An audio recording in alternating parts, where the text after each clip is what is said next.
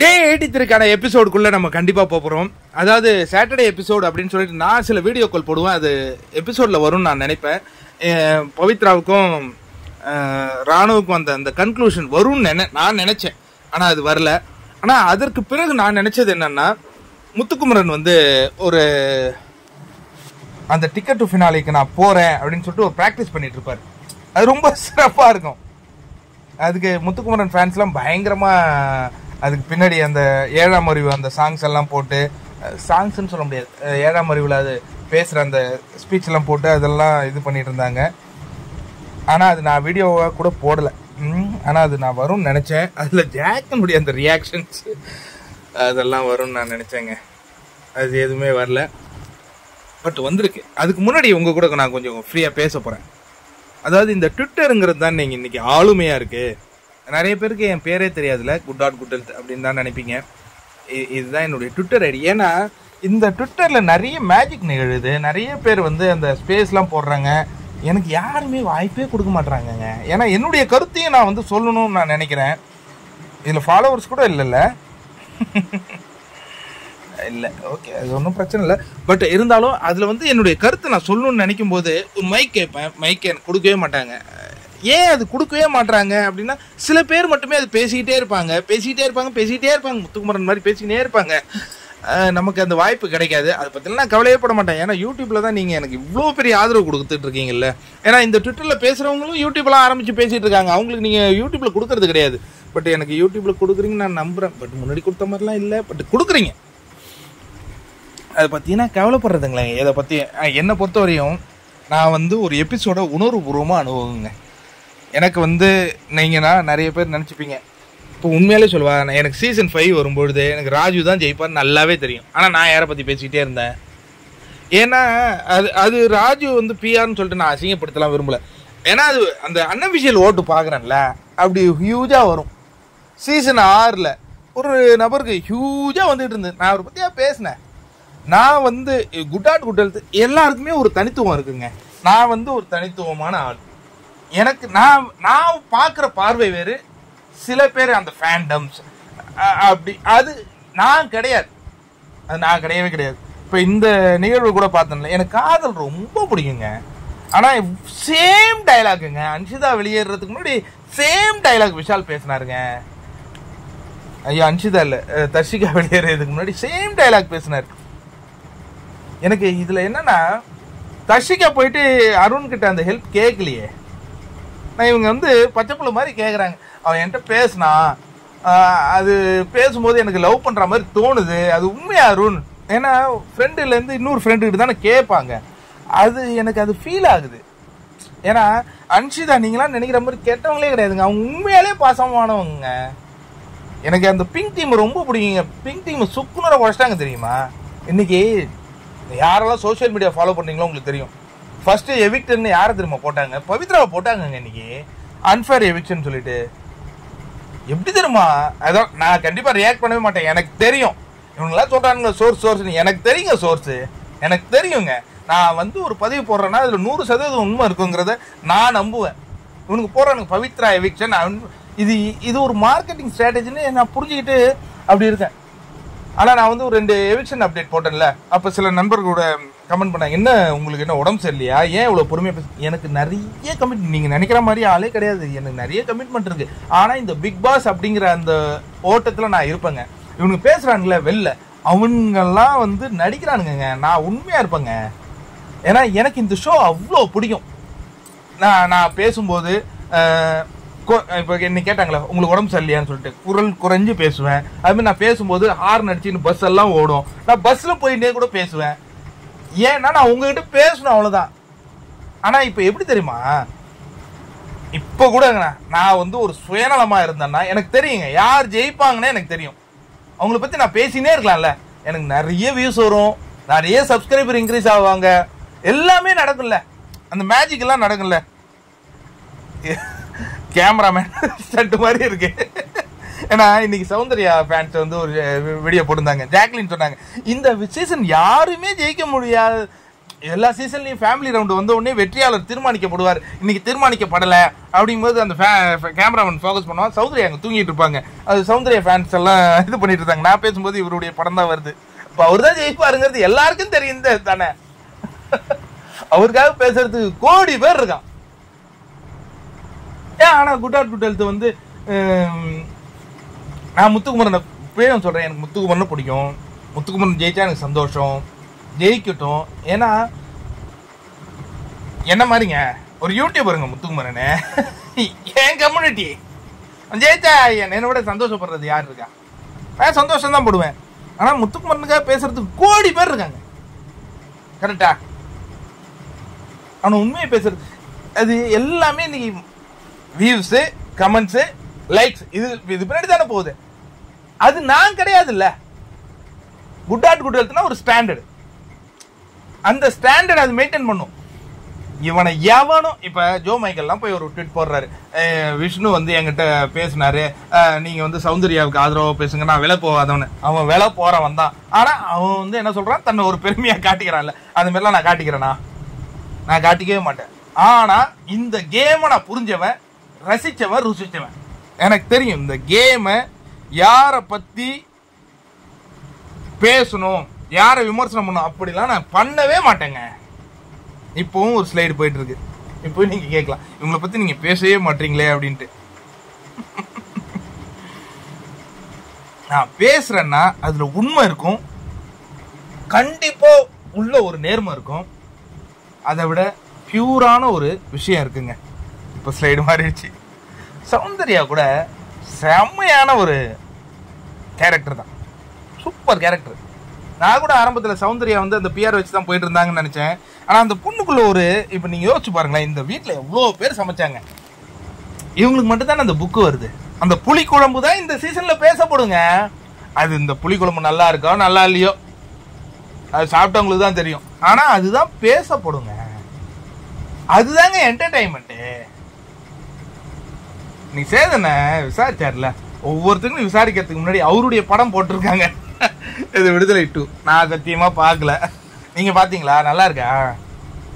ஏன்னா நீங்க கமெண்ட்ல சொல்லுங்க, சேதனை மகிழ்ச்சி அடையிட்டோம். ஏன்னா அவர் சொல்றாரு, நான் வந்து இவங்களை ஃபீட்பேக் எடுக்கிறதுக்கு முன்னாடி என்னுடைய ஃபீட்பேக் கேட்டுக்கணும் அப்படிங்கும்போது அந்த வாத்தியாருங்கிற அந்த கேரக்டரை நான் விடுதலை 2ல அவ்வளோ ரசிச்சேன். ஏன்னா அந்த படம் சூரியன் படம் நல்லா ரசித்தேன். ஆனால் இந்த படம் எனக்கு தெரில, நான் பார்த்துட்டு நான் ரிவ்யூ பண்ணுறேன். நம்ம சேனலில் ரிவ்யூ பண்ணுற சேனல் இல்லை, பட் இருந்தாலும் பண்ணுறேன்.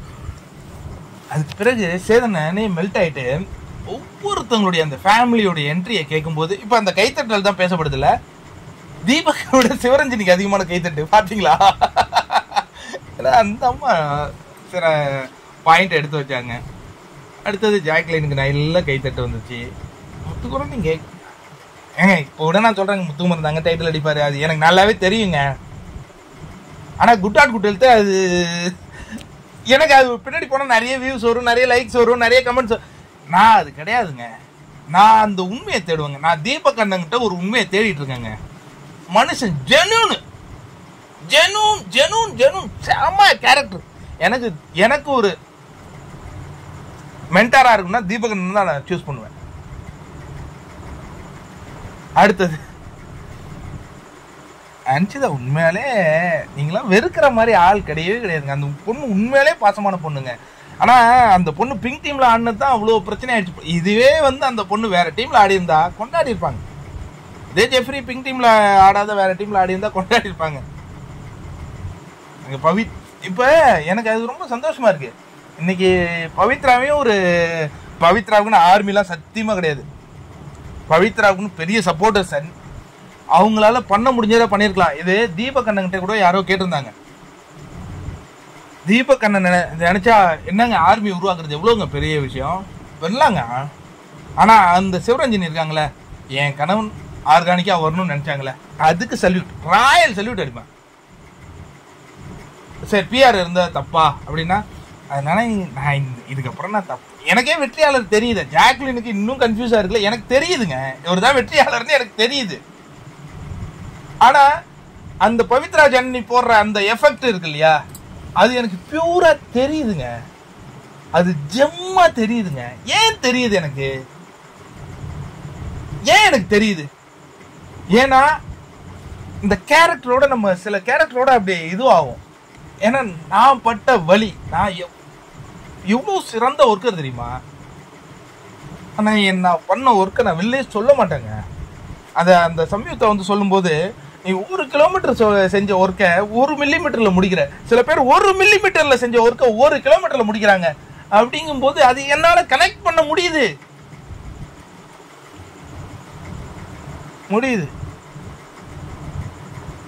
சௌந்தர்யா ஒரு வேற லெவலுங்க. ஏன் நான் அப்படி சொல்றேன்னா, அந்த பொண்ணு அந்த கிறிஸ்மஸ் தாத்தா வச்சுக்கிட்டே 1 வீக் செம என்டர்டைன்மெண்ட் கொடுத்தாங்கல்ல. புளிக்குழம்பு, கிறிஸ்மஸ் தாத்தா, இதுதாங்க பேசப்படுது. அதுக்கப்புறம் இவரு சேதனை கேட்டார்ல, அந்த விஷ்ணுடைய அந்த ப்ரொபோசல், அது எனக்கு பியூரா தெரிஞ்சுது. அதுல உண்மையான லவ் எனக்கு தெரிஞ்சிச்சு. எனக்கு அந்த ஃபேஸ் ரீடிங் தெரியும், எனக்கு எல்லாமே தெரியும். அதனால தான் நாங்கள் இந்த குட் ஆட் குட் ஹெல்த், நான் இதை வந்து உணர்வுபூர்வமாக இந்த பிக் பாஸை நான் ரிவ்யூ பண்ணிட்டு கிடக்குறேன். இதில் அந்த நேர்மை ஒரு செகண்டா ஜெயிச்சிடாதா? உங்களுக்கு தெரியும்ல, சீசன் 5ல ராஜ் தான் ஜெயிப்பார்னு எல்லாருக்கும் தெரியும் போது நான் வேற ஒரு கண்டஸ்டன்ட் பேசியிருந்தேன். அதுதாங்க எனக்கு என்னால் பொறுத்த வரையும் இந்த வியூஸு லைக்ஸ் அது பின்னாடி நான் போக தொடங்கணும்னு வச்சுங்களேன், நான் கரெக்ட் ஆகி நிற்பேங்க. அதனால என்ன நிறைய வியூஸ் வருமா? இப்போ என்னால் எம்கேவை பற்றி அவ்வளோ பேச முடியும்ல, என்கிட்டயும் நிறைய இருக்கு. ஏன்னா எம்கே வந்து என் கம்யூனிட்டி, நம்ம கம்யூனிட்டி மீன்ஸ் யூடியூபர் கம்யூனிட்டி. எடுத்து தூக்கின்னு வருவேன். நல்ல பையன்தான். எனக்கு எம்கே கிட்ட பிடிச்சது என்னன்னா, அந்த காமெடி சென்ஸ் அவ்வளோ சூப்பராக இருக்கு, செம்மையா இருக்கு. அது எனக்கு பிடிச்சிருக்கு. ஏன் மஞ்சரி மேடம் பற்றி கூட அந்த வார்த்தையை கூட நான் இப்போ பயன்படுத்துறது இல்லைன்னா நிறைய உண்மை இருக்குங்க.